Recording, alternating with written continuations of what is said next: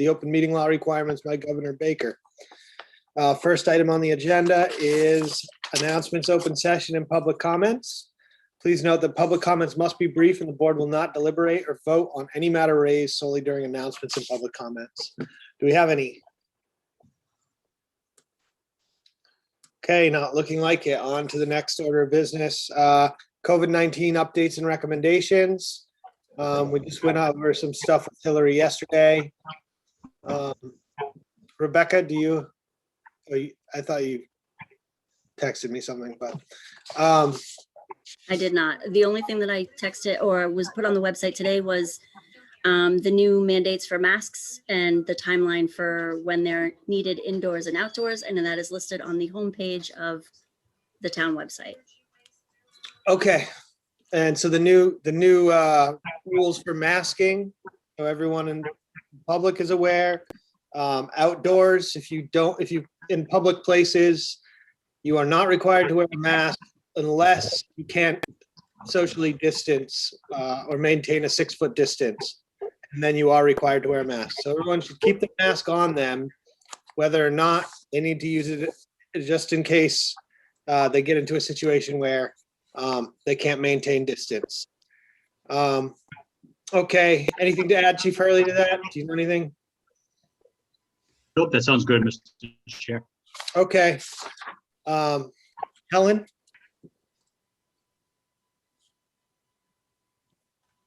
You're muted, Helen. Sorry.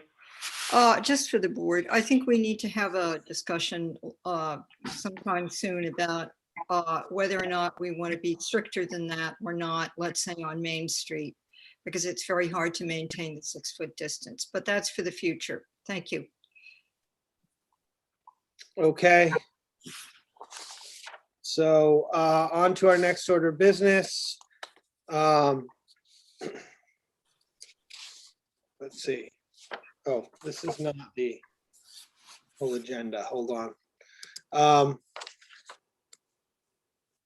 Why don't we just take care of this Herring River stuff? I think this is going to be relatively quick, Carol.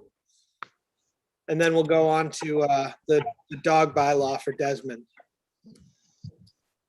Great. Good evening. Carol Ridley, coordinator for the Herring River Restoration Project. So I guess we have two quick items for you this evening. I believe the first on the agenda is High Toss Road, correct? Yes. Okay. High Toss Road. Terrific. So you have a packet of information on this.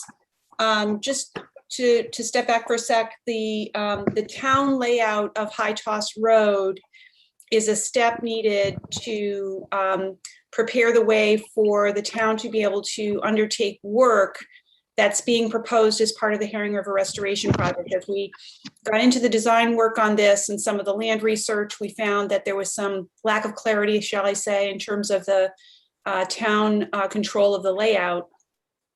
And so we've worked very closely with town council, KP Law, Catherine Klein, and also counsel for the Seashore through the DOI Solicitor's Office.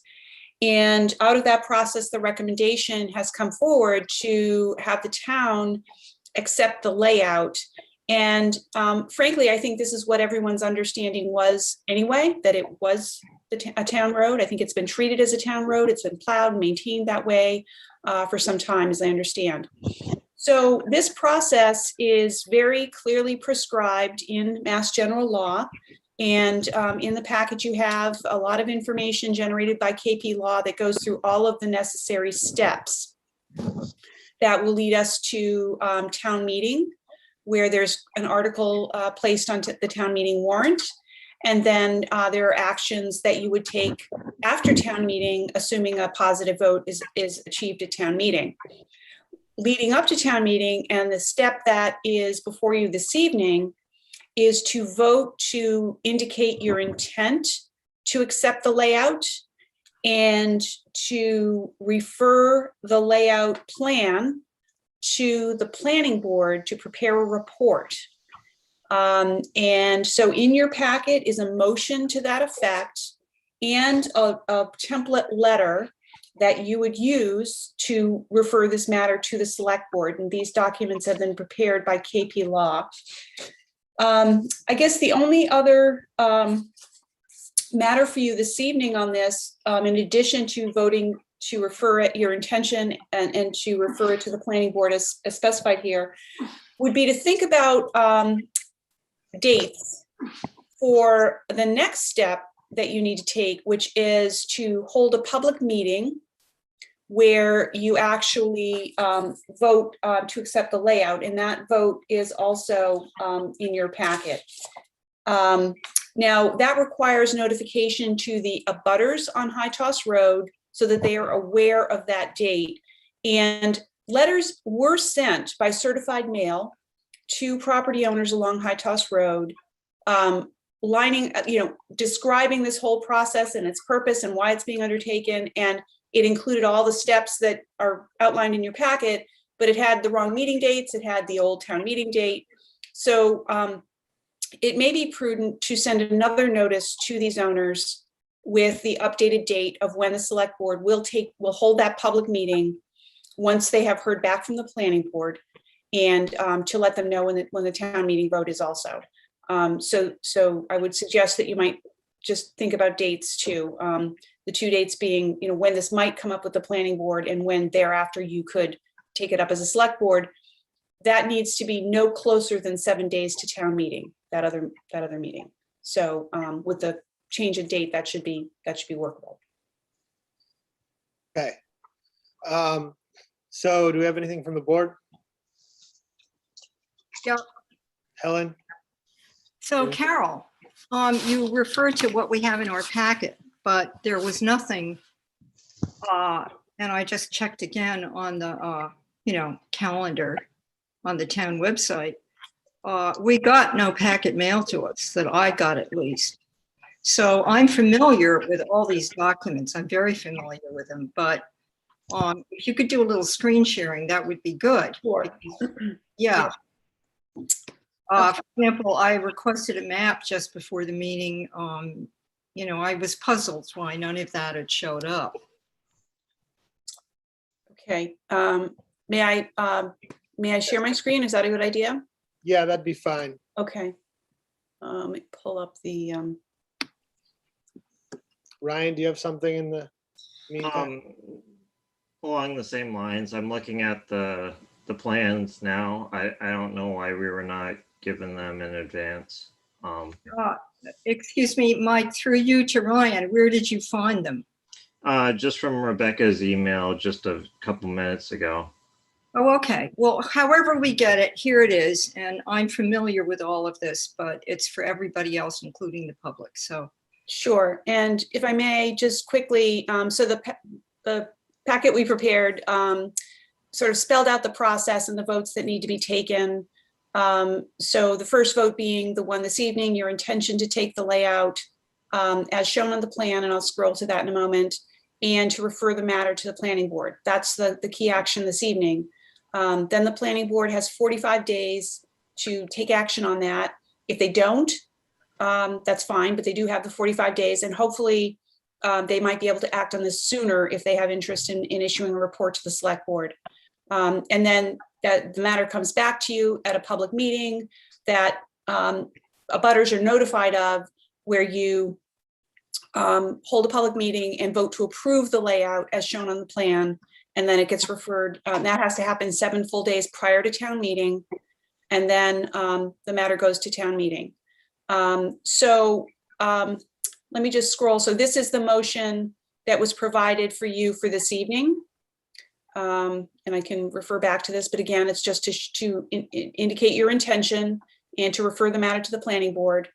Then this is the letter. There's a letter here that you could use to send your referral to the planning board. This was prepared by KP Law. I would just note that, that you're noting that you took this action on this night, and that you would appreciate receiving your recommendation by a certain date because you're holding a public meeting on a certain date. So that's what I was saying before. You might want to think about the soonest you could have that second meeting. The things that have to happen are the planning board has to review this matter and the notice has to go to the abutter. So you want to allow enough time for those things to happen, but that date can't be any closer to town meeting than 7 days. And then here's the vote that you would take at that public meeting. And here's the warrant article.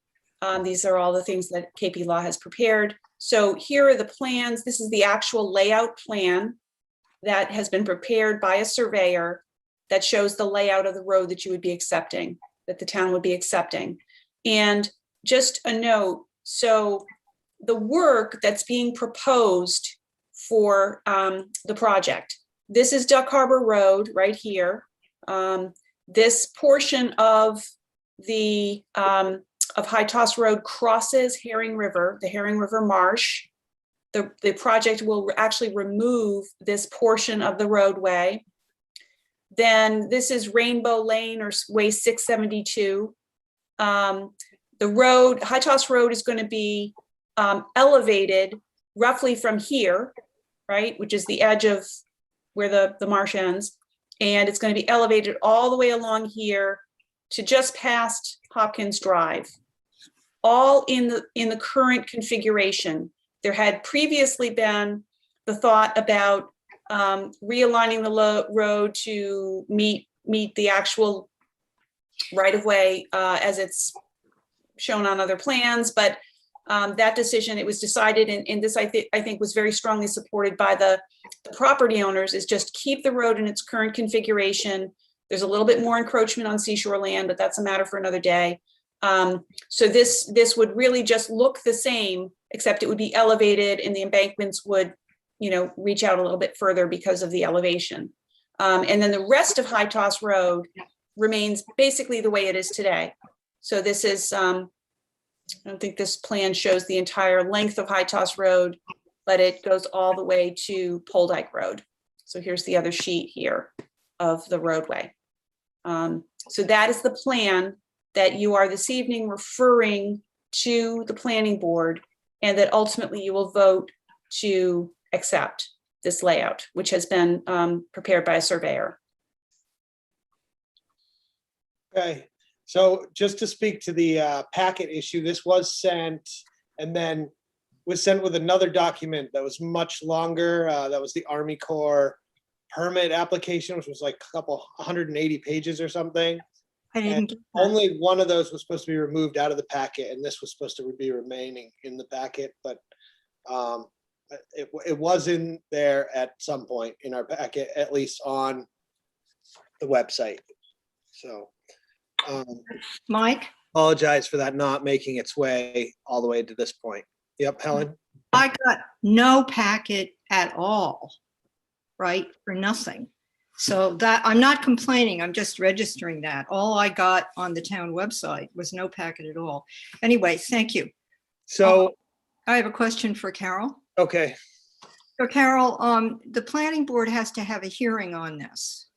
Correct. Actually, it does not have to be a hearing, no. It's a Okay. public meeting. They just have to discuss, if they wish, and it's discretionary. I mean, they don't have to issue a report, but they do not need to hold a hearing unless the charter requires them to hold a hearing on this matter. But by Massachusetts law, they do not need to hold a hearing on this matter. Okay, that's the first thing. Do we need to hold a hearing?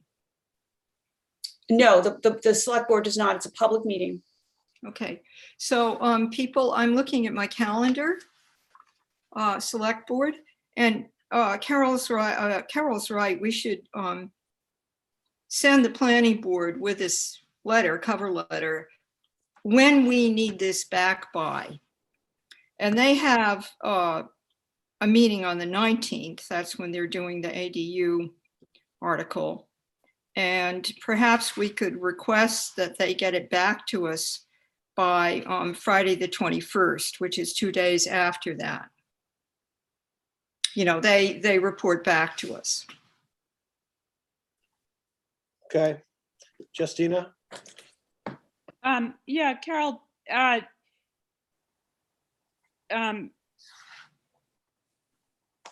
timing feels a little brisk, combined with no documentation. Can you just speak to that a little bit? Why everything's happening so fast? Well, so this particular matter was actually supposed to be on the, well, it was on the town meeting warrant last May, last year, forgive me, I forget when actually town meeting was held. Because the notice requirements had not been undertaken, it was postponed to this year. So we actually started quite a while ago mapping out the steps here. We had begun the process with the town administrator, and that's when that other letter had been sent. And I think the dates were specified for the select board meetings and so forth. But when it became apparent that those dates weren't going to be met, we sort of went back to the drawing board with you all to come up with a new set of dates. So I can't really speak to all of the internal discussions about and scheduling about this, but I can. Sure. Yeah. I understand what you're saying. So there were two processes. There were the Herring River process, and then there was the Wellfleet process. And I understand what you're saying. Yeah. We're impacted by. Okay, so this has been in the works for some time. It's had a series of steps that you've carefully worked through, and I'm experiencing it as a brisk timing. Doesn't mean the Herring River process was rushed. Okay, that's comforting to hear. Thank you. Okay, does anybody have an issue with this? I'd like to just take a vote on it and then talk about scheduling it. Ryan? I have some questions, because, so now you said that the accepting it as it is in these plans will include an additional area impacted that's National Seashore. So, and correct me if I'm wrong, but the seashore is requiring basically a land swap for that additional area, correct? That is correct. So this area has already been factored into the calculations that the town and the seashore have been mulling over. And this particular piece is a rather small piece of that whole set of parcels. The larger area would be associated with the other low road elevations, Old County, Bound Brook Island, Holdyke Road. That's the bigger piece. So this is actually a rather minor part of that land transfer, but you are correct. That encroachment from this land elevation would be included in that land transfer, package. The good news is that by making the decision to elevate only to here, which is just past Hopkins, the original proposal had been to elevate the entire roadway. So that really minimized the amount of encroachment on seashore land and minimized the amount of land that was included in the land transfer. How much additional land would be required, or is being required? Is in these for plans? this, I think this is about 1,000 linear feet. So I don't think it's maybe it's a couple of feet out from there. So I don't have that figure, but I can certainly get that particular figure for you. Okay, are we required to accept it as a 40-foot way? Yes.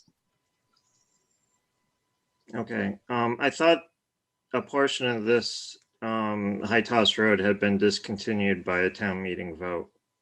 That would be this portion, which is the part that's going to be removed. So then why is that included in this plan for accepting it as a public way? Because it gives you the ability to remove it. I think this is a portion of it that there was really no question about the town's ownership of it, but it's the whole road. So I think it was just included just for belt and suspenders. But all the acceptance of the layout doesn't prevent the town from doing any other actions you have the right to do with respect to roads you you have control over in that manner. I mean, so this is where I am, is that I am not willing to accept accepting a town road that's been discontinued by town meeting vote with an area that requires the town to do additional land swaps with the National Seashore. That just seems like, I mean, yeah, and if the seashore, if part of this roadway is on the seashore land, they are also a partner of the Herring River project, and the town should not have to compensate them for land swaps for roads that have been discontinued. So Thank you. if I may just respond to that, the portion that's been discontinued isn't factored into the land swap. So this is the portion here that's been discontinued. This is the portion that's factored into the land swap. But I can certainly get the calculation if you would like to know how much land is encroached on in that particular stretch. The issue to this has come up before you were on the board too, Ryan, is that the road, and I don't know, maybe you're aware of this already, but no one knows the road was never actually documented as a public way or town road, but it was presumed to be. But to legally do the work on the road, we had to actually to actually accept it as a public way, because in the land court, and correct me if I'm wrong, Carol, that we just technically they could not find ownership. And so we're just accepting the public way that by all means is likely a public way anyways. It just was undocumented. Is that correct? I think that's a good summation of the situation. So in order to actually discontinue it, we have to, in order to actually have discontinued it, we have to accept that public way, so that can happen, I believe. This is not These- discontinued public way if it wasn't claimed. Right. Well, I would say that, on these matters, you may want to confer with your counsel to be clear about whether you would need to revote. And it was a select board vote, as I recall, not a town meeting vote, but a select board vote to discontinue that portion of High Toss Road. I have not heard that needs to be reconsidered, but you may want to double check that with your counsel. Okay, I have Harry's hand up. I'm gonna call on Harry and then go back to the board. And Martha Craig's got her hand up to add something as well. So probably be good to hear from them first. Go ahead, Harry. In my recollection, and I'm not sure that I have the documents anymore, this road was laid out in the 1840s in a layout where it was not clear whether the town took an easement for a public way or took actual fee ownership. It's also not clear how wide it was. And then sometime during my tenure, the town voted, and it was a Board of Selectmen vote, Carol is correct, to discontinue the maintenance of the road from Rainbow Lane out to Duck Harbor Road. We didn't discontinue the road as a way. We just took the formal step of making it public that we were not going to maintain that anymore. But we left its status as whatever status it had, however ambiguous it was. We didn't disturb that. We just made a decision that we were not going to maintain it. And that was a Board of Selectmen vote. Thank you. Okay, Martha. Hi, thank you, Michael. Just as a point of clarification, so there's the travelway, which the select board is considering here, but as Carol mentioned, the actual road itself, the travelway rather than the right of way, actually extends beyond the right of way. onto seashore property.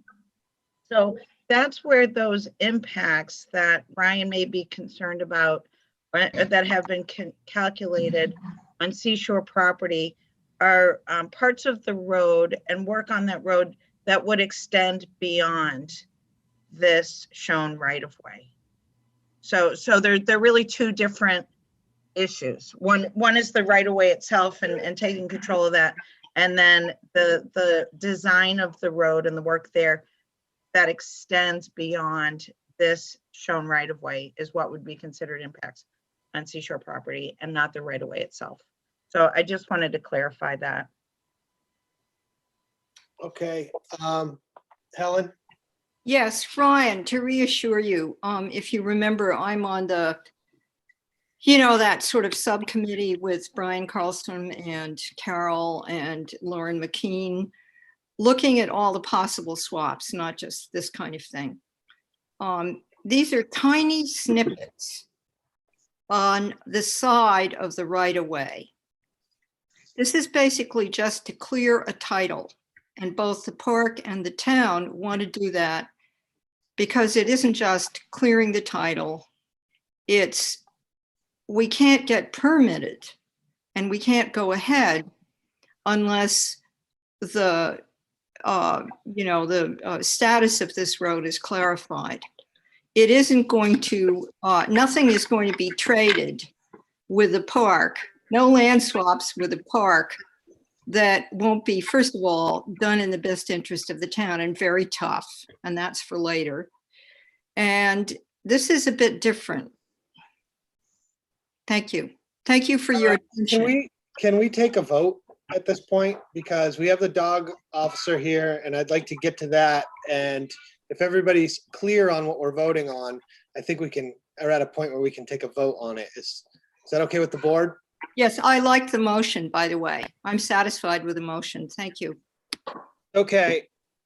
I move that the select board vote its intention to lay out High Toss Road between Pole Dyke Road and Duck Harbor Road as a townway, as shown on a plan entitled Plan of Land High Toss Road, Wellfleet, Mass, being a 40-foot public way as laid out by the town of Wellfleet, dated April 6, 2020, prepared by Outermost Land Survey, Inc., and that the select board forward the layout petition and plan to the planning board for its comments and recommendation pursuant to General Law, Chapter 41, Section 81G and 81I.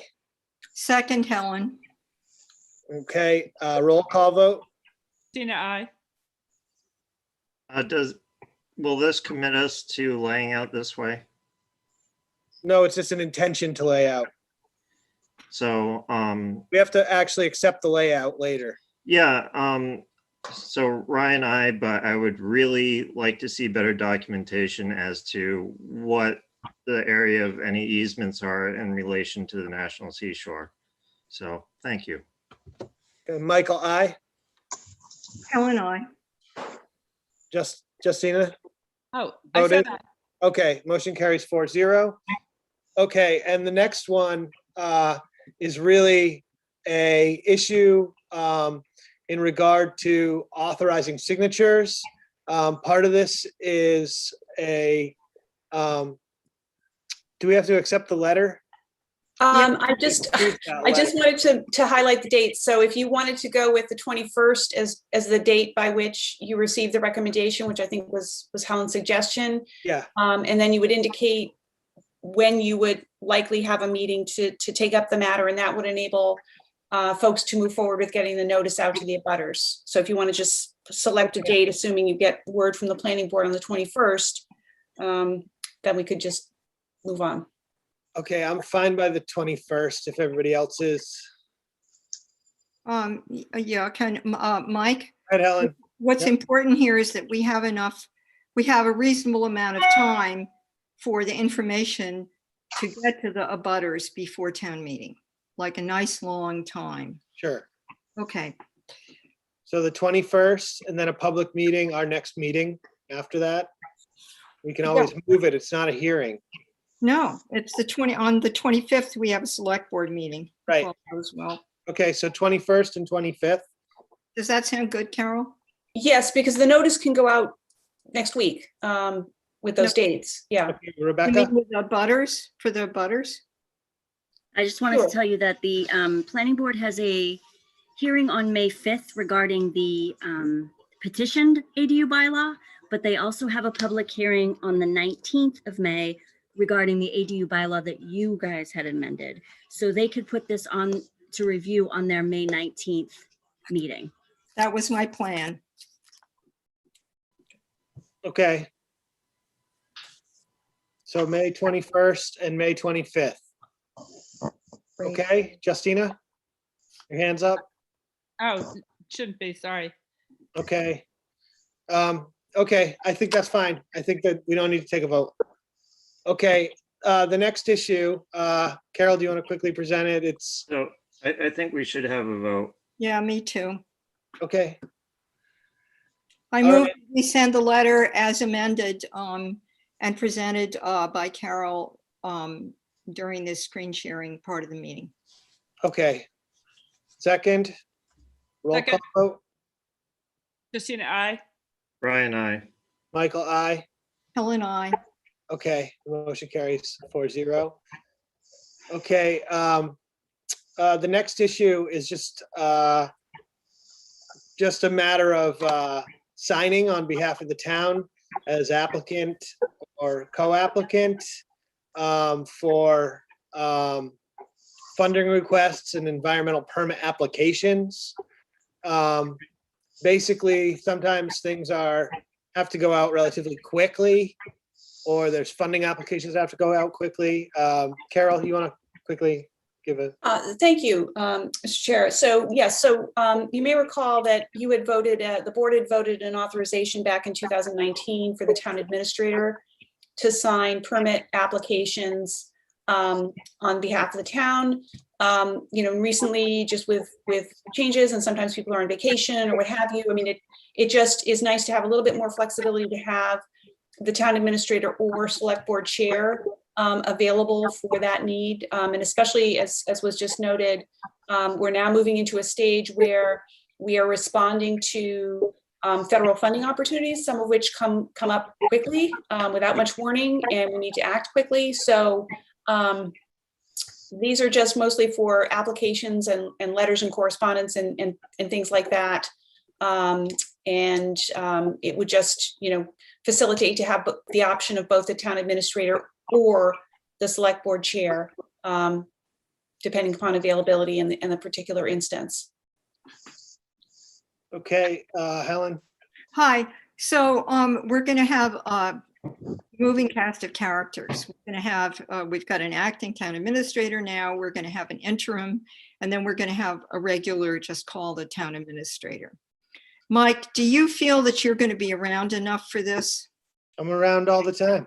I know, but you're on vacation, so would you be a good backup for, how should we do this, given that we have a changing cast of characters for the TA? Well, town administrator refers to acting or interim. Okay, Any town administrator, anyone in that role, or the select board chair. So, why don't we say either or, town administrator or the chair of the select board? yes, that's what it says in the motion, and I'm Yeah. sorry you guys don't see the motion. It was in the same packet of information. No, we just saw it. Okay, thank you. Ryan? So I would recommend adding the assistant town administrator as well. If we can, As backup? yes. Fine with me. I don't know if Carol cares, but, Your pleasure. okay. How about TA or assistant TA or chair of the select board? Yeah, that's what we just said. Yeah, Okay. or, I'm gonna make the motion.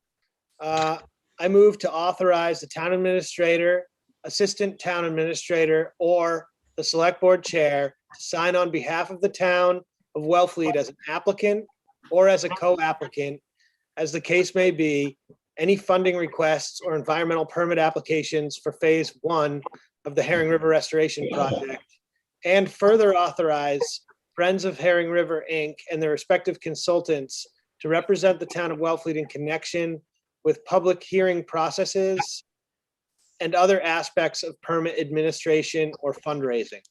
Helen, second. Okay, roll call vote. Tina, I. Brian, I. Michael, I. Helen, I. Okay, motion carries 4-0. Josh Yeston, do you have a comment? I just saw your hand up. Hi, I had a comment on High Toss Road. I don't know if now is an appropriate time or if we've moved on.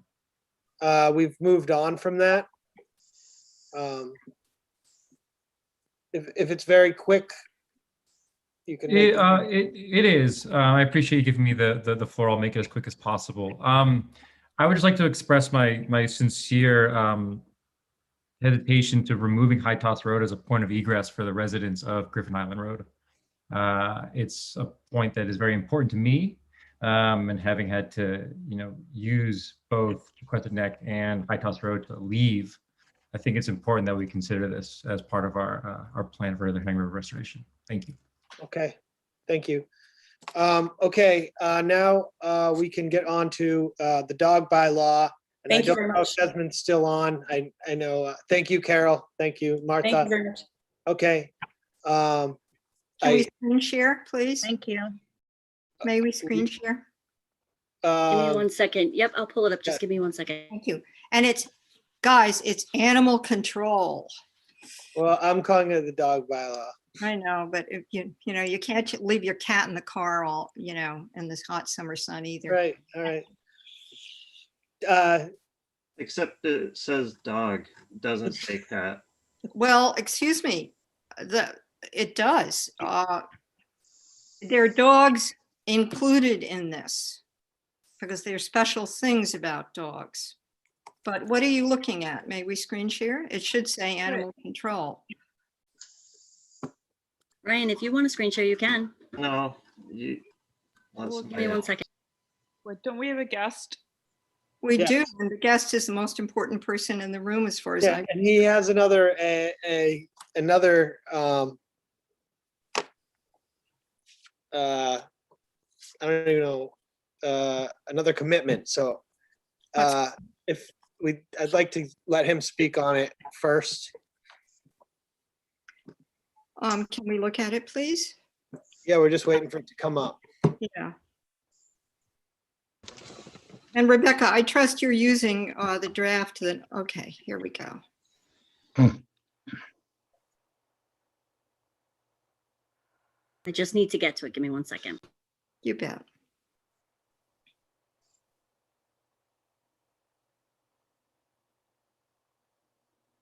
So just to give a, quick thing here, this is mainly to bring it up to what the state has, the ways in which they've changed their laws. But I'll let Officer Keogh, talk to you about it. He's the guy. Okay. Desmond? Hi, Michael, how are you doing? Good, how are you? Good. The two main things we're trying to get through, like we do have the dog leash law in town. The two main issues that we get a lot of complaints from residents and from guests and tourists that even stay in the town for short time visits is the dog poop and the barking dog violations. And they're the two they're the tools we need. Like if I see somebody that dog poops, they don't pick it up, I've got no tools to help to stop something like that. The same with barking. If you're trying to work like you're working now, if there's a dog barking next door, even if it's for 2 hours, 3 hours, I don't have any tools. So I get a call to come out from somebody who lives in the town where I work for them. They're looking for help. I have to basically tell them there's nothing I can do. So what we're trying to do is 90% of the towns in Massachusetts already have the dog poop violation and the barking dog violation. Wellfleet does not have either of them. And what we're trying to do is if we can bring those two into the regulations, it's going to go a long way in keeping people happy. And I can actually do my job a lot better than if I didn't have those tools to work with. Okay. Well, I have you. There's one issue that I have with our current bylaw, and it's different in Eastham, and you're the dog bylaw. You're the animal control officer in Eastham as well. Is that correct? And I'm also the animal inspector for the state for both towns, Eastham and for Wellfleet. So at some point, we had something like this in our regulations and it dropped out, and I'd prefer it go back in, but I'd like to hear from you on your experience in Eastham, where the dog leash law exists, or unless it is under the immediate and effective voice control of a handler, or unless it's within and confined to a motor vehicle. That's the Eastham regulations. And I would like to see that go back into our Wellfleet regulations. Michael, And I would take, know your that the board is willing to put forward, I would take even that. The voice control in practice doesn't really work. In Dennis, I've also worked in Dennis as well. I was the inspector and the animal controls for town of Dennis. They have the leash law, which is what you already have right now in Wellfleet. The voice control one in Eastham, we're having problems with that. We've had a lot of dog bites where people do let them run loose. They misinterpret the law by thinking because it's voice control, they can be half a mile away sitting on the bench, the dog's running wild. So they do have that law, but in practice, it doesn't help. okay. But if that's all we can work with, it's something to work with. But we do already have the leash law right now in Wellfleet, and we have a lot less dog bites in Wellfleet than we do in Eastham. Okay. Ryan, and then Helen. Yeah, I mean, so Right. back to the earlier thing, it is the dog being in the car is specific to a dog in this bylaw. It says dogs cannot be left. It does not say animals. I want to talk about the fines. So what is the state standards for fines? The state standards, Ryan, is if you're talking about the animals in a hot car, that's year round. That also counts if it's in a cold car. So this fine itself, it's state set. The town can go higher than the state law, the state regulations, the state fines. They can't go lower. So that starts at 50, it goes up to close to $500.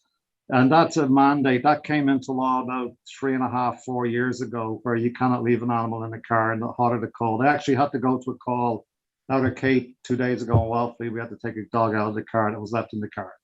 Okay, so That's a state regulation. Just specific to the fines, what's the state standard for the first, second, and third offense? Is it what's in here?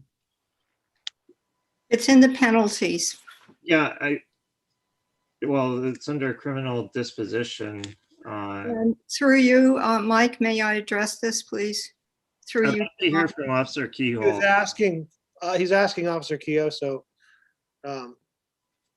Officer Keogh, the first offense 50, second offense 100, third offense 300, fourth and subsequent 500. Is that the state set? Correct. That's state. You can't go lower than that. You can never go lower than the state. You can go higher, but you can never go lower. So right now, that's a state law. No matter what town, every town has to go by that law. And so I don't know. I mean, this is just for the fourth offenses, $500 is a huge amount. You can't, Ryan. You can't change that. You can't go lower than that. That's a state. That's a state. If we're talking about the barking dog and the poop violation, that's separate. You can set your own fines on that. It wouldn't be starting at 50 up to 500. That would be separate. You could set whatever fee you wanted. So right now, as written, those would be the fines that would be assessed to people that with the dog poop and the barking. The way that the dog poop works, Ryan, is if somebody doesn't pick up, we don't have the leeway in Eastham. I must fine on the spot. There's no written warning or verbal warning. If you wanted to, you could do that, but it sort of defeats the purpose of it working. The barking dog, you have more leeway. In general, like someone could leave. We all have dogs. You could leave. Your dog might bark. You're not going to come up straight away and fine them. You're going to come up and explain to them the reason why. A lot of people aren't even aware their dogs are barking for hours. And most times, if you explain it to them, they understand. But we have certain people that we've got people who come back every summer, they leave the dog in the house, they go to the beach or parks for hours. We try to talk to them, but they don't do anything about it. They just keep carrying on. They just leave the dog, and the neighbors are driven crazy. They can't get any sleep. They're waking up in the middle of the night. And that's an issue that we have to work with. But again, it wouldn't have to be mandated. We have a leeway. If it's somebody that was just ignoring and not trying to take care of it, a lot of people will try, and we work with them. If we say, listen, can you stop the dog from barking? Once they realize it, a lot of people will do their best to keep the dog under control. So I mean, if those are like optional, where we do have control over the schedule of fines for them, I am not in favor of charging $500 for an offense. That offense that you're looking at there, Ryan, that's the state one for leaving dogs in hot cars or animals in hot cars or cold cars. That you wouldn't have to go near those fines at all. Yeah, except it says that, for instance, for the dog waste is shall be immediately fined as a first offense and subsequently as listed for a third, fourth, and subsequent offenses. It doesn't even go to the second offense. And then the only schedule of fines for the offenses is that schedule of the first offense, $50, second offense, $100, third offense, $300, and fourth and subsequent is $500. And it does not say that that is specific solely to leaving animals in a car. So those fines would apply to those as well. Oh, they're two separate, Ryan. If you're the barking dog violation is totally separate from the dog or an animal left in a car. You could set your own fine structure for the barking dog violation. You could start that at $30, $40, $50. You could leave it at 50. You don't have to do increments going higher and higher. You could set that, the town could set that wherever way they want. They just can't change the car situation where an animal is in the car in the heat or the cold. So let's just forget about the car thing, because the only schedule of fines here is So the schedule. let's go to Helen right now, and you can, Helen. Yeah. So Ryan, I had some of these conversations too with the animal control officer, and I had many of these conversations many years ago when the Shellfish Committee went over and over and over state law, local bylaws, local regulations. We went over it with the park. And if you think that somebody who allows their dog to poop and doesn't pick it up shouldn't be fined, I really I don't think that's what he hold said. on, let me keep going. No, I'm going. So, yes, you're right. All the fines here, except for the two exceptions, apply just as it said. But for everything except the dog waste removal, right? And then the kennels have their own set of violation fines, right? The enforcing officer may give a written warning for the first offense or shall impose the following fines. And, you know, if somebody's got a barking dog and it gets reported, and Officer Keogh went into very, very helpful detail about why you go and check it out for 15 minutes as opposed to an hour, as opposed to half an hour. We worked on it back and forth quite a lot. I got it. If somebody leaves their dog barking all day, that's not good for the dog. And they'll get a warning. And you're right, it says dogs there, and I don't know what this draft is. It otherwise looks good, but the word is not dogs and the leaving the animals. It's leaving any animal in the car all year.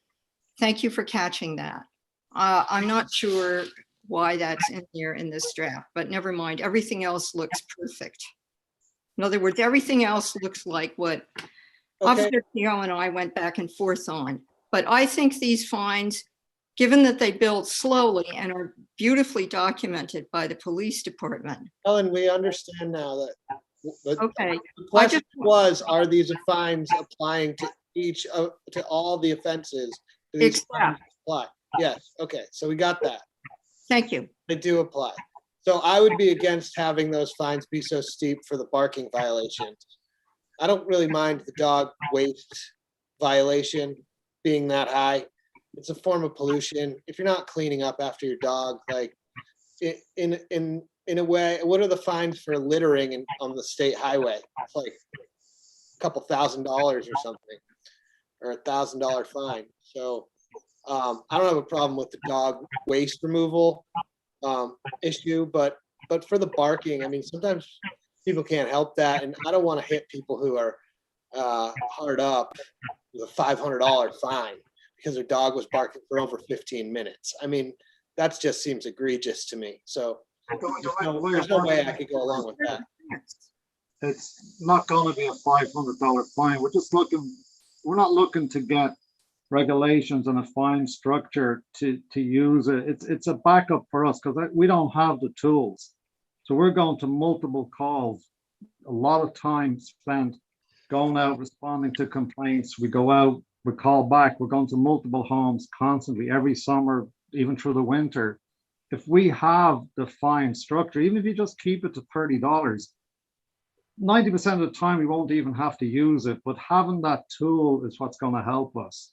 But I've actually gone to calls and people say to me, you don't have any violations, there's nothing you can do. They've actually said that to me. Yeah. And dog barking you can't control a dog, Michael. Oh, no, that's not what I'm saying. And they just don't care. I'm just saying, as written right now, the way this bylaw is as written, it prescribes an up to a $500 fine for dog barking for over 15 minutes. And I think we need to change that fee for barking. That's all I'm saying. I'm not saying there should be no fee or no fine, but I'm not willing to levy a $500 fine structure anywhere near that especially particularly because it says for over 15 minutes. And I know I was looking for, Michael, if we could get $50 fine for dog barking, if I could get that, that's something that the department could work with, and that would fix a lot of problems. I would be fine with that. Ryan and Justina has her hand up. I think, Ryan, go ahead. And then Helen. And Officer Keogh, are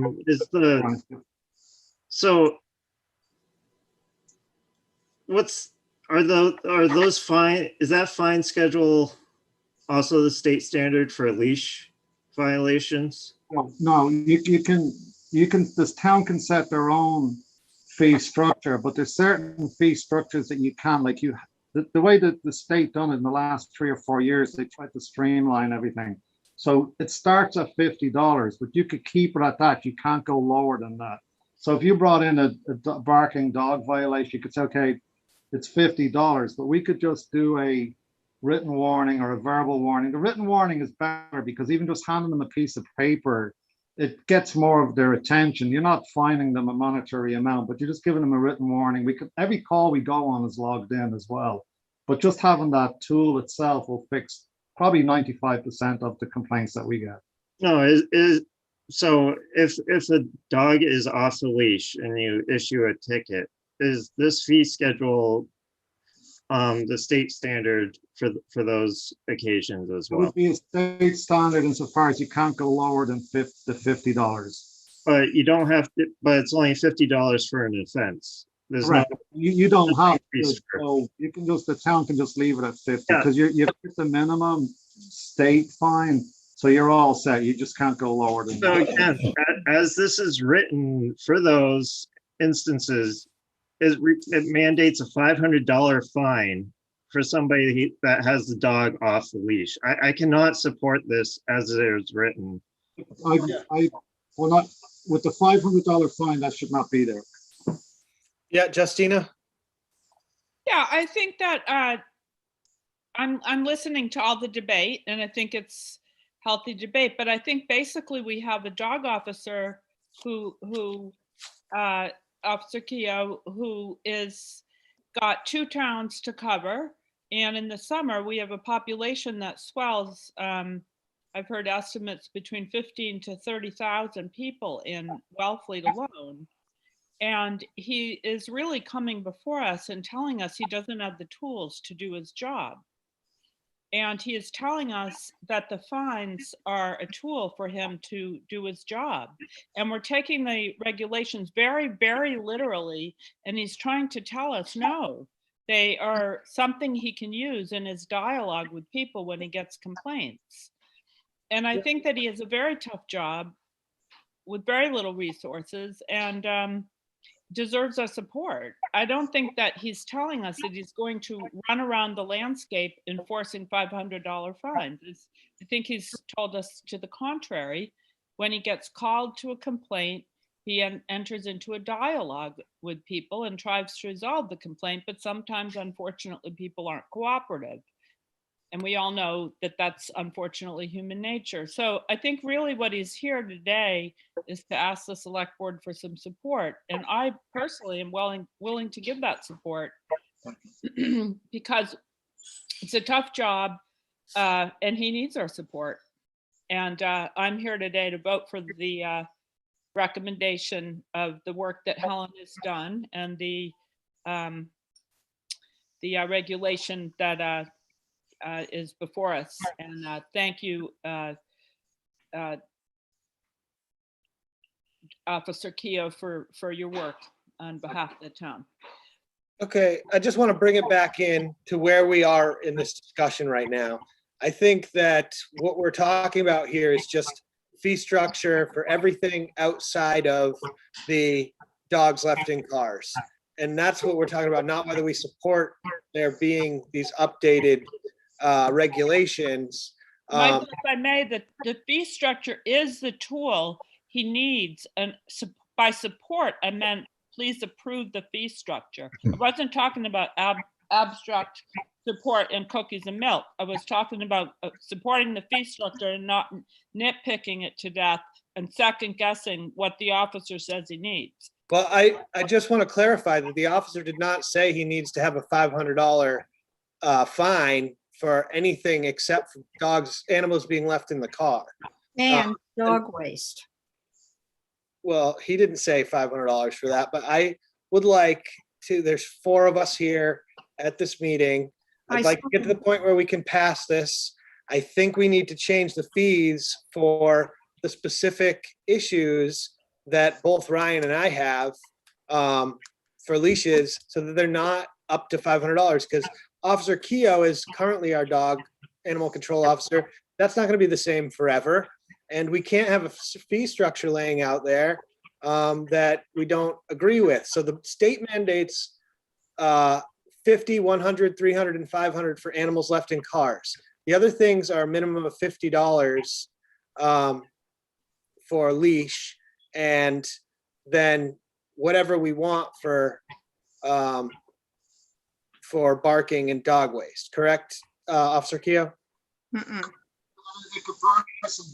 In Easttown, we have the barking dog violation, we have the dog poop, and it's rarely that we've had to go to the level where we have to give a monetary ticket citation, because having the tools, I explain them when I'm talking. Listen, if I have to come back, I hate doing it, I'll have to give you a fine, and 99% of the time that works. So it's that tool, not so much given the money fine, it's known that I have the tool to do it. That's what gets people's attention, and it actually works.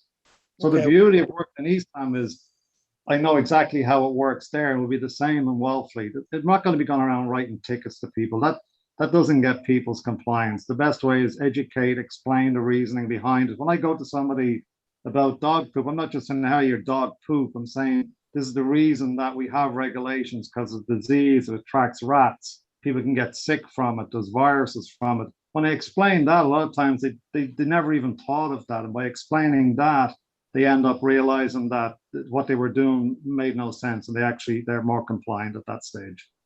Yeah, well, I agree. I just want to be clear. Is this is it up to a $500 fine for leashing and dog barking in Eastham? No. Oh. What's the fine for that? Up the maximum, The fine in East Town is at $50. right? For the leash violation, but doesn't go up to 500. And that's what we're talking about here. Not that you shouldn't have the fine, that we can't have it go up to $500 for every There's violation. absolutely no need to do that. That's No, the it's a issue. $50 That's the fine issue for that work. Helen has, when Helen drafted this, that's how she drafted it. And so that's what we're talking about changing is Mike, Helen. I drafted it with I Officer know. Keogh, and I've got a question for him that is germane to what you're saying. if you Okay, don't mind. go ahead. Through you. Officer Keogh, hi. It was good drafting with you, but I have a question for you. As you know, I also checked with the beach administrator who's at this meeting. Perhaps she'd like to speak to this. In our beach regs, this is the series of fines. And $500 is when there have been 4 offenses and a warning. And, you know, I'm thinking about the guy on Nauset Road who just sneered at the animal control officer and continued to let his dog, you know, poop and didn't pick it up. This is years ago. But here's a question. I felt these fines were stiff, not the first offense one. I feel $50 will make people sit up and take notice. But Officer Keogh, it was unclear to me. I thought that we could get stricter, we could charge more, which I didn't think we should do. But what was unclear to me, and maybe we should all hear what the story is here, that there were certain violations that the state didn't have this series of fees for the offenses. In other words, you can't just go to 500. You need to have a series of escalating fees. But my understanding was it applied to everything in that statute, which, by the way, I copied everybody with. And are there things that aren't in that I didn't understand, even after reading it? What in here could have less of a fee? That's what I'm asking you, besides the kennels. The way the state is, like if the state had a mandated law for dog poop or barking dogs, we would already be working off that. So they don't. So the little bit of confusion is with the dogs and animals in a hot or a cold car, that's a statewide regulation. The towns themselves can set their own regulations, but they can't go a lower fee structure. Like you could start at 50 and leave it at 50 because that's where the town has a leeway to do whatever they think is best for their own town. So, okay. So and actually in East Town and even in Wellesley in the last 6.5 years, I've never gone beyond the second violation because usually the warning on the first one works. I've never gone to $500 fine ever. Actually, I've never even gone to a $300 fine. okay, so can we sort this out? I have a motion to offer. Dog poop and leaving animals in cars has a very serious series of fines. Everything else, let's make it less. Okay, what can we decide on? Take the leaving dogs in cars out of it completely and just focus on the barking and the dog poop because that's the one specifically the town can do exactly what they want with that one. Yeah, I have a motion. I move to make the fine for violation of the leash violation, a $50 fine, and the fine for barking dog, a $50 fine. And is that first offense or second offense? All offense. In other words, it never goes over 50. Is that correct? Yes. Okay. And what about the dog poop? Would you want to start that at 52? That one would be governed by the fee structure that's already there. 50, 100, 300, 500. Yeah, you don't have to do that though, Michael. You could do 50 if you wanted to. I actually prefer that because I'm tired of seeing dog defecation all over the place. Yeah. So I think if you catch someone leaving dog feces 4 times after they've been fined, then I don't have a problem with that. It's more like, you know, your dog gets away off the leash or runs out of the house and then they get a leash violation 4 times and, you know, $500 is hard, you know, and I know you have discretion over what you fine people, but What I would have, Michael, is with the poop violation, I won't have discretion. If someone does it, it's automatic fine on the spot. There's no leeway, no written, no yeah, that's verbal. fine. Yep. That's fine. So the motion is a $50 fine for leash violations and a $50 fine for barking to amend it to be that. And that'll- Second. That's great. If we can get those tools, that's gonna make a big difference. Okay. So it's moved and seconded. Roll call vote. Justina, I. Ryan, I. Michael, aye. Helen, I, and clarity is good. I'll draft this in and you'll get it at the next meeting, okay? Okay. And And let's just be clear, hold on, let's just be clear though. The animals in the car, we have to apply whatever the state says, correct? Right. Okay, the defecation, we're also leaving that same fee structure. I took a note. 500. Is everybody comfortable with that? Does anybody have a problem with that? Well, it goes up to 500. I still think $500 is really steep. I think, you know, like $200 is enough to get people to pick up, I would assume. Ryan, no, I just gave Maybe for you, Helen, but I gave you an example. It doesn't work.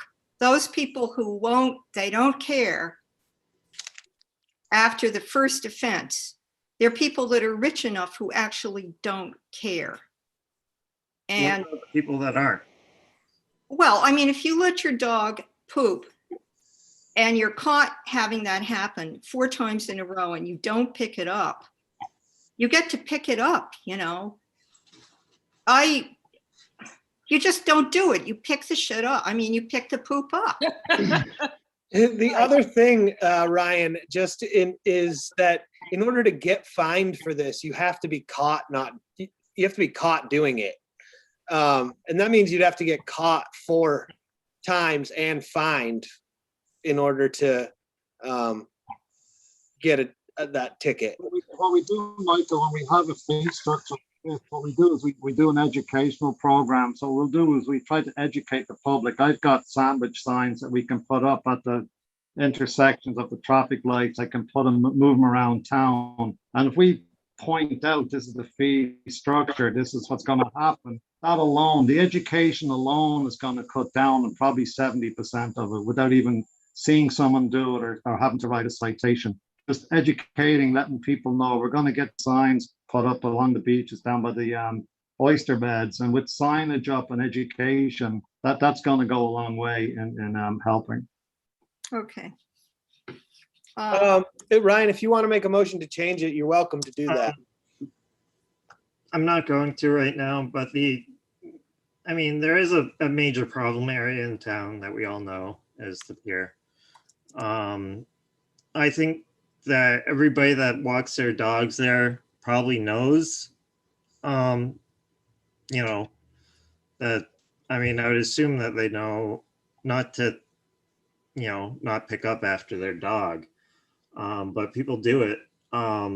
I'd be fine with especially like the first offense being stiffer at the pier, because it's been an ongoing battle for the, you know, the harbor master and the DPW to pick up like that constantly.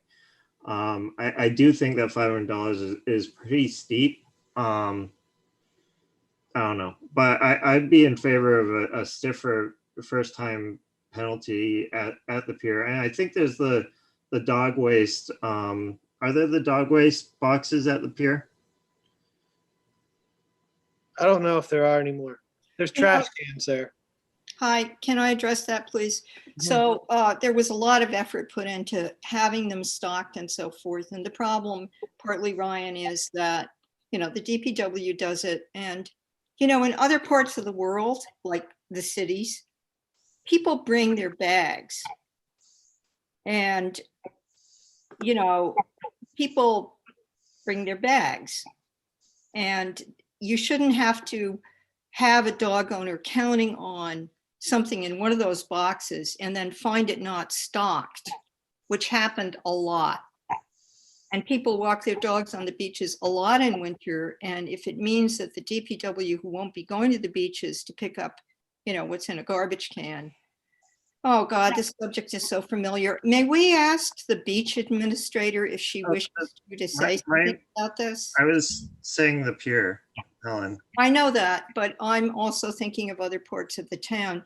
And the beach administrator has, I think, quite a lot to say about this if she wishes to. Through you, Michael, to Suzanne, if she wants to weigh Suzanne in. over here. Yep, Suzanne, go ahead. Yeah. I defer to Officer Keogh on his recommendations, and I would encourage you to support this because it will then, the beach regulations are a regulation, and this is a bylaw, and it has a lot more teeth. So I would encourage you to support this. Yeah, okay, I think, are we at the point now, Ryan, you're not gonna make a motion? No, I'm not going to. Okay. I think, having an up to $500 fine makes people think twice and therefore comply, and that's my rationale. So then this might be best suited to be amended rather than shall be up to as a suggestion. Well, you have the fines, and the fines are going to be less for leash, less for barking. They're going to stay the same for leaving animals in the car. They're going to stay the same for poop. Can I pin down exactly where we have arrived at about not picking up the poop? Should they be the same? Nobody's going to go to $500 except that guy on Nauset Road. Okay? Don't defame people. I'm not. I'm just kidding. I'm Okay. not giving his name. All right, fine. Kurt Felix has his hand up, so I'll call on Kurt, and then I think we're at the point now where we can move on from this. Unless anyone has anything else, and Desmond, go ahead, Kurt, and then. Yeah. Thank you, Mr. Chair. I think this has been a great discussion. I completely agree with just about everything that's been said. Nobody should be leaving poop anywhere. Barking is completely outrageous. And so I support everything that the dog officer is trying to do. I would go back to your earlier comment though, Mr. Chair, and that's specifically related to leash law and verbal and visual control. Especially for people who live in town and especially off season, I think, there's bad dogs, and the dog officer talked about the idea that when they're not on leashes, there have been instances of, dogs attacking people or biting people. That's covered by a different regulation. It's illegal. And so I would just support your earlier comments that I do believe that we should have a little bit more flexible regulation around verbal and visual control with respect to leashes. That's the only thing that I feel pretty strongly about. I am obviously a dog owner. My dog, there are lots of dogs that are perfectly under control with verbal and visual control. And if somebody is not well trained and so forth, that becomes a problem. But if they bite somebody, that's a whole different set of the regulations. And people can be not only fined, but ultimately have a dog put down if they violate that particular set of constraints. So I would support you, Mr. Chair, on your earlier comments, and I would hope that the board would consider including that in the leash control portion of this set of regulations. One of the problems we have in practice and happens in East Town has happened in Wellfleet. If a dog is running loose, they're running through the dunes, they get started, they bite somebody, they take off back to the owner gets in the car and leaves. We can't find the owner of the dog. The family then, whoever was bitten, they end up having to go to the hospital to get rabies treatment because we can't identify the dog. we do not know if the dog is up to date on current vaccination. So that's happened last year, probably 4 or 5 times in Wellesley, where someone had to go to the hospital and get treated. They had to go through the series of vaccine shots. But that's different than a dog that's under verbal and visual control. That's a dog that's running free and has escaped and is no longer under verbal and visual Hold on. control. Kurt, let They're him. not going too far. They're too far. And in practice in East Town, it's constantly we're getting calls where dogs are half a mile away from the person. They're running all over the place. They're not under voice control because people will think if it's voice control, the dog can go anywhere. And that's by working both towns, it's a plus because we have that regulation in East Town, and in practice, it's not working good. Harry? Yeah, yes, 2 things. One, you do have a motion on the barking dog and leash law violation fines that you haven't actually voted on. And the second thing is, Voted on that. Yeah, we voted, Harry. you did? Yeah. Okay, I guess I'm not paying close enough. It seems to me that there is a huge difference between the regulation based on the premise that if a dog runs free and bites someone and you can identify the dog, you can take action, as compared with a policy that we don't want to create a situation where a dog can run free and bite somebody. You know, I think you want to prevent the injury instead of being able to redress it after the fact. Thank you. That's Harry. That's where the leash law works perfect. It has to be on a leash, 6-foot leash. Ryan? I mean, I like the idea of voice control. I don't know, but I'm also, I don't know where I am on that. I am wondering if it's possible to establish a seasonal time period where they would have to be on a leash and a seasonal time period where they could be under voice control. I'd be in favor of that as well. I think, you know, that we live in a rural place, and when there's not a lot of people here, there are areas where, you know, you want to let your dog run. And if you have a dog that can be under voice control, that'd be under the policy. If they're not under voice control, you know, but it's difficult. I understand. I brought it up because growing up here, we always had a dog, and, you know, things were different then, you know, and dogs were off leash more. And, you know, I favor that well-behaved dogs be able to be under voice control, but I'm also, I'm not sure either, but I do think a seasonal thing may be appropriate. Mr. Chair, may I offer something there? Not yet. I've got Justina and Helen. Can I say something about the voice control? So once Yeah. again, this was going over carefully, a lot of examples. Here's the problem. I know of 2 people in the last year who were walking their dogs on a leash, who encountered somebody with a dog off leash. And in one case, the friend's dog was bitten. And in another case, the person was bitten. And, you know, in this case, the off-leash dog owner was right there. So nobody had to go and get rabies shots. They are not fun, rabies treatment. And if you don't get them in time, you die, period. There was even a program on NPR about this recently, but I already knew that. The problem is, Excuse me, look, Mr. Chair, it's the police chief. Yeah. Hold on one second, Helen. Chief Hurley? If I can let the animal control officer go, please. Certainly can. Thank you, Officer Keogh. And again, if anybody has questions, you can call or reach out to me anytime. So if there's any follow-up questions, feel free to call the department and reach out to me. Okay, thank you, Desmond. You can give us these tools that we're trying to get. It's going to help the town so much. It's going to be incredible. Yeah. Okay, so just let me finish quickly. Thank you. You can go ahead, Desmond. Thank you. Thank you. Thanks, everybody. Thank you. You're the best. You Thank really you. Bye. I got so many good stories that, you know, illustrated all these points.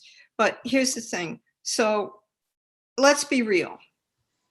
In the off season, which is what in the last year, right? There were people here at the beginning of March, lots of people with their dogs. In the off season or otherwise, way off on a road somewhere, you know, where there are not a whole lot of people even, you know, in the warmer times of the year, people are going to let their dogs run and nobody will know and there will be no problems.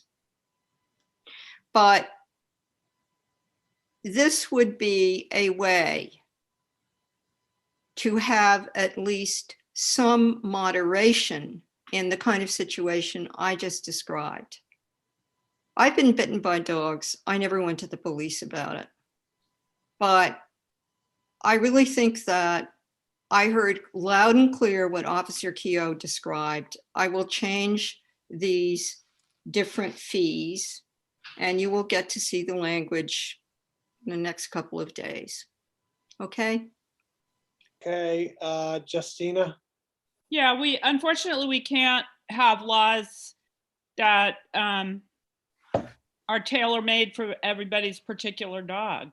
And we have one dog control officer for 2 towns, and we have very large population in the summer. And some dogs are under voice control and don't need the leash law, and it's unfortunate, but we do need to listen to our animal control officer and give him the tools he needs to do his job and to keep as he determines it, you know, the population safe. And everybody's not going to be able to do everything they want. And that's the nature of living in a more crowded town. We're not the same town anymore. We're not small.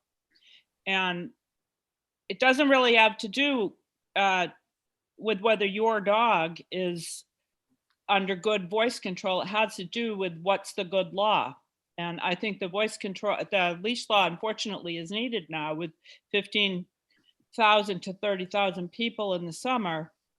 And one animal control officer shared with Eastham and, you know, the various problems that arise. So we need these regulations, and it's unfortunate, and there'll be a loss of, you know, small liberties, and it's inconvenient, and that's the nature of the town getting bigger, and so be it, unfortunately. And that's how I see it, and I'm prepared to support this regulation.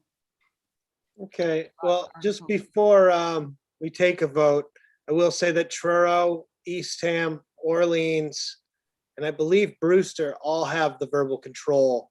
We're the only town, maybe, I don't know what Provincetown has, but in this very densely populated area, we're quite rural compared to even Orleans and even Eastham. So I just want to bring that point up, and I would make a motion to change the voice control so that it would read, can we scroll down to where the leash, can we scroll to where the leash thing is, Helen? Or Towards the top. No, I'm not able to scroll. Mike, may I just say that? Motion, I'm gonna make a motion. Yeah, while we're scrolling, Mhm. can I say something about that? Sure. Voice Rebecca, can you scroll? control is very variable, and most people, even though their dog will come to them in their yard, or sometimes it's not, very few people have absolute voice control relationships with their dogs. I Very, wouldn't say that's true. I would. And also, if they don't, then they're violating the bylaw. Yeah, but then it's too late. You get bitten. Your dog gets bitten. Okay, well, Michael, through you to Helen. Helen, what did Officer Keogh recommend? He recommended exactly what he said, which is dogs are on leashes. And what I offered as a moment of reality is. okay, I'm not gonna make a motion right now. Thank you. It's not gonna go anywhere anyways, so it's useless. So And we don't all wanna- know that the dogs will be off leashes sometimes, unfortunately, or fortunately for the dogs. I will. It's not gonna go anywhere. I'm not gonna waste everybody's time anymore, okay? Can I Okay, make a motion? yeah, I move that we place this bylaw as it will be amended, exactly as it will be amended, or do you want to wait and insert it, insert this bylaw on the warrant as amended and recommend it? Or do you want two separate motions, Ryan? I would say that you can't place it if there's going to be substantiated changes to it. Okay, we'll wait till the next meeting. yeah, that's fine. We worked it out, so Yeah, you'll let's get the link. fix it and then we'll place it. What fun, Okay. I'll do it. And I'll check it with Officer Keough after I've done it, by the way. Okay, Okay, we I mean- did that. I didn't send anything to you guys without working with him. Thank you. Sure. Okay. Okay, so now I guess, do you guys have any bandwidth left after this week? I mean, I would like to stop now. yeah, I agree. It's been a long Is that week. even an option? Yeah, it's an option right now. I'm giving everybody the option to conclude this meeting right now. This is our third meeting of the week. It's been a long couple weeks. The only reason why I didn't cancel one of these meetings was because each one of the meetings had something that couldn't be put off. One being the Herring River stuff, and yesterday Charlie Sumner's interview. So Mike, can I just go quickly through three pieces of correspondence, which we won't discuss, but they're important? yes, Just mention them, and also so Rebecca puts them into the end of the minutes. okay, Hold on. And I forwarded to all of you, or I got her to do it. No, I did it. And to all concerned staff. The fact that Ann Sterling and Fausto Sterling has sent us, she took our request for their homeowners association to consider granting an easement for Omaha Road. And they are willing to do it, and they have a document. And I would like to be sure that we get it as soon as possible, because the season is coming on us on our next meeting, our next regular meeting. That was the first piece of correspondence that seems very important to me. And I've got it from her today and forwarded it to you today. We got a letter from Evan Brunage, which I thought was very good and brought up a very important issue that has been in the air for quite a while, about having the whole harbor, all the aquaculture leases in the harbor surveyed for everybody. And the third thing was, we got an offer from CYCC, the Country Club and Yacht Club, Chequasetneck, to host our town meeting there. We've already decided where we're going to go, but that letter came in. But the best thing is, yay, we got our basic financial statement and reports and management letter from Powers and Sullivan. And I look forward to reading it. Thank you, Mike. okay. No discussion on that. Okay. Now, do we have, let's see, were there minutes in this? Yeah, minutes. You I should have the April 13th minutes, but not the 20th, because I couldn't quite finish them. Okay, April 13th minutes. I can't bring them up, but. If you want to postpone them, we can do them all in the May meeting, and I'll have a good 7 or 8 sets of minutes for you. Ugh. Well, are we? Totally prepared up to you. Now, I mean, I don't even have them in front of me right now. Are the is the list of public record documents at the end of them? I don't think the 13th, but they are moving forward, yes. And But I then can put them on there if you want to wait to approve them. that would be great. Okay. The other thing is, guys, we have 4 executive session meetings meeting minutes that we have to approve, and we're supposed to do that in a timely fashion. It's quite strict. Never mind. Can I move to adjourn? May Yes. I move that we adjourn. Okay, second, Christina, I. Brian, I. Michael, I. Helen, I. Okay, motion carries 5-0 to adjourn. Thank you, guys. I love you all. Good night.